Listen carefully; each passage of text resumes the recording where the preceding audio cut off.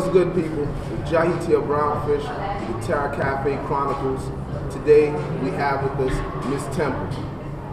Miss Temple, how are you doing? Come on, let me get a hug. I love this. Listen, I love save the world. Yeah. I love your energy. I always have. I love your honesty. I love when you come into a situation and you don't want to be hugged, that you tell people, look, don't hug me. I know, don't hug me. I appreciate that. So let me ask you something. That honesty that you have, how close is your just regular talking? Your regular life, how close is that to your poetry? Like, how honest do you get in your poetry in terms of your personal business? I think I get extremely honest and open and naked. Poetry has always been a selfish thing. It's always been an outlet for issues or things that I have going on that I'm angry about, sad about, happy about. And so I feel like if you're going to get up on stage and ask people to listen, you should at least tell them the truth. I know what bullshit looks like on stage, sorry, and I don't want to be that. So I think it's important to be honest. I think as an artist, because I'm so honest on stage, people feel like they can judge me or they know me because of things that I might have shared. And so I find that I'm not as open to sharing with people personally. It takes a while for me to get. I mean, I'm always open and loving because love is everywhere in abundance. But as far as really getting to the crux of, I'm sad today because this happened, or somebody's an asshole because of this, or I'm an asshole today, like that. See, that's the honesty. You see that? Everybody's an asshole at some point in the day. That's real. But so yeah, I think I definitely had to learn the lesson between people who are admirers of your work and people who want to be your friends and people who want something from you because of something that you're doing. Okay. So how long have you been an artist? Like, besides poetry, is there any other artistic expression that you have? Yes. Which is? There are many. If you go to www.seventemples.com, you will see the conglomeration of myself.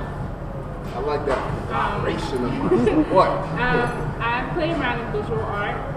I was telling someone earlier today that I think my visual art is something that I'm kind of pigeonholed. And I'm the happy person, I'm a loving person. So people don't really believe in stuff coming from me that might be a little dark. So my visual art is kind of that piece of me. Okay. I also cook, which is an art. I have the Definitely Please. It is cost of groceries and a $30 service fee. If you need soup, if you're sick, it has been proven. Love the poet, Felicia G. Know that it works. I will come and cook soup for you. That's the best soup on the What is it called? Does it have a name? Does the soup have a name? It's Magic Trini soup. Okay.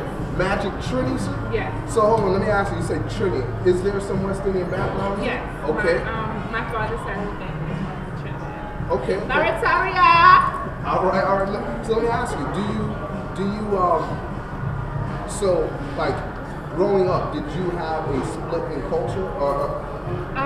Growing up, I had, actually me and my father met when I was 15 years old. There was definitely a struggle as far as culture was concerned. I grew up in, my mother is adopted. Oh, she might not want me to tell her right now. But Thanks for your honesty.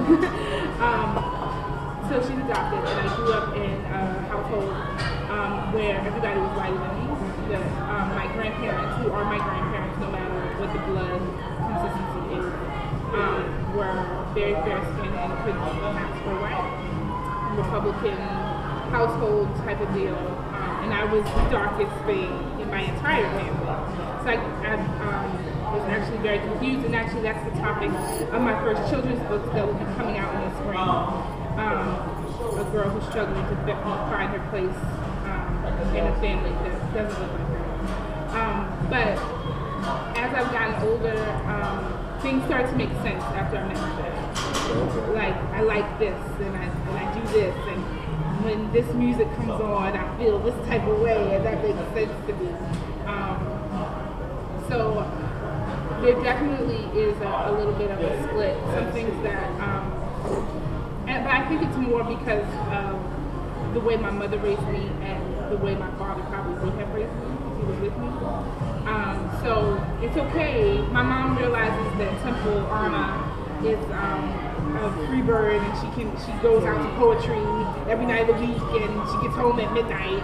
You know, she just is like, okay, whatever, do it. But my dad is like, why do you have poetry? The young lady, you know, you belong in the house. But I think it's all out. So I mean, there's a conflict. I think there's a conflict in everybody, no matter what their cultural background is. There is. You come from two different people, so there's gonna be that. All right, let me ask you, do you feel a burden or a pressure to do any specific type of, cover anything specific in your poetry? Like if you, well, I think it's explanatory. Right? I have had people come up to me and say, you're so happy, why don't you do happy poems? And my explanation is, yes, I am very happy. And it took a lot of work. And it took a lot of healing, it took a lot of honesty, it took a lot of tears and crying. And I think that my personality on stage, in contrast to the subject matter that I work with, is a testament of the human condition and of how love can heal, even if you're just loving yourself. So I don't really feel pressured. People, because I'm so loving and open and honest, and people have tried to approach me and tell me, well, you should do this, you should do that. And I smile and say thank you and do whatever the hell I want to do anyway, because that's who I am. So I don't, and I try to teach my kids the same thing. I'm just plugging, ridiculous, whatever. Get it in, man. I also work with youth through an organization that I started, which is L.A.F.H.H. It's acronym Love, Acceptance, Faith, Forgiveness, and Healing. And so I try to make it very clear to them that there are different ways to get to your healing, but that's the ultimate way. I mean, we are brought into this world and we are accosted by so many different and especially the way things are going now, it's so easy to become hopeless and to not have faith in anything, whether it be God or the fact that you're going to live till tomorrow or anything. So I try to make the connection between art and expression and healing, and make sure that they know that no matter what it is, even Miss Temple, even if I say, oh, I don't get it, it doesn't matter, because it has to do with your healing and your process. Okay, let me ask you one last question. Outside of anyone sitting at this table, it's a slightly different question, right? Who do you think is the pinnacle of the art of poetry in Baltimore City, and who do you see potentially as someone on the rise, like you like what they're doing? Me? No. I am the answer for everything. No. Jeez, that's not fair. The pinnacle of poetry, not at this table. Not at this table, and that's ever changing. I mean, no one can be on top forever. You gotta go do something, you know. What goes up must come down.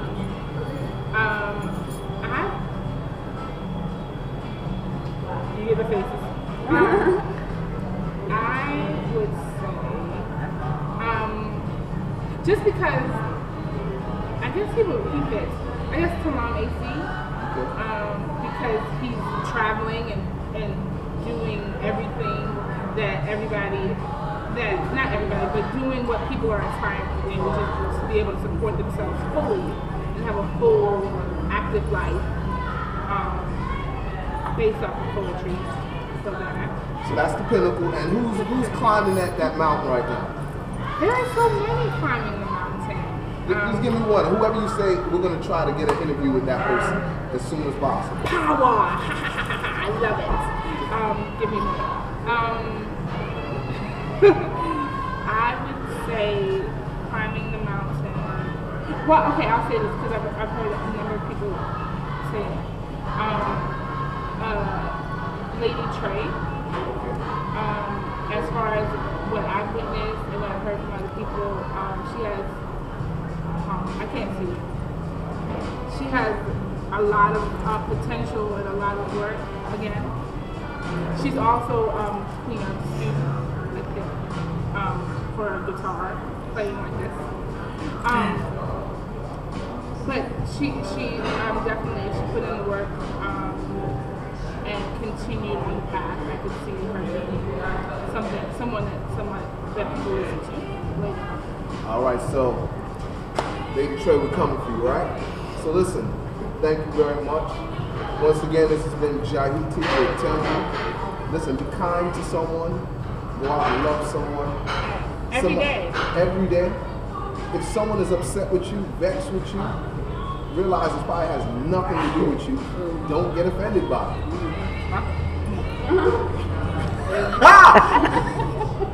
So, don't do that. I was going to ask something else. All right, bless y'all.